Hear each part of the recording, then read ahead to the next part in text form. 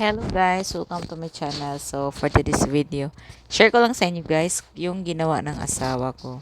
So dito guys, malapit na siyang matapos. Nakalimutan ko kasing mag-video kaya yon.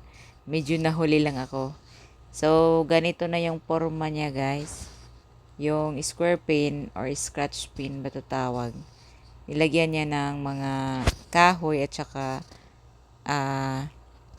anong tawag nito, screen para apakan ng mga manok para din hindi diretsong aapak yung mga manok sa lupa at saka sa panahon na maglinis tayo guys, madali lang siyang matapos or ano lang, basta kay madali lang.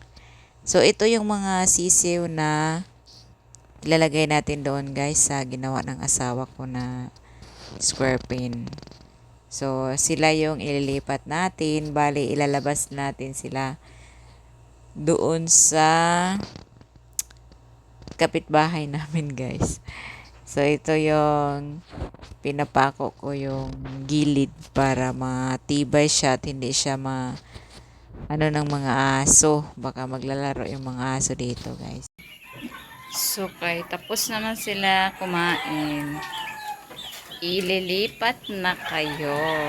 Ililipat na natin sila guys sa kanilang bagong tirahan. Tara, samahan nyo kami. So ayan, nilipat na namin guys.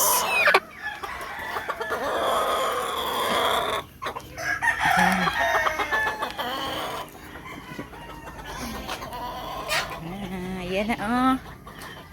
Ito na sila sa kanilang bagong tirahan.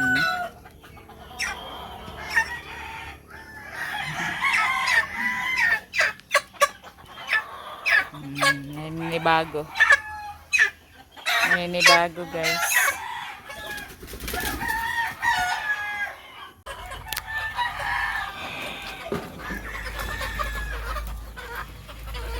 Nabaguhan sila.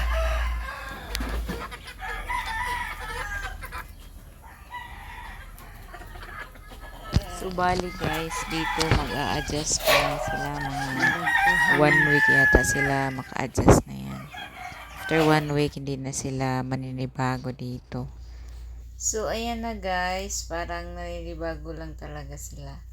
Bali, 5 silang lahat dito guys. Nilipat namin. So, hanggang dito na lang. Maraming salamat.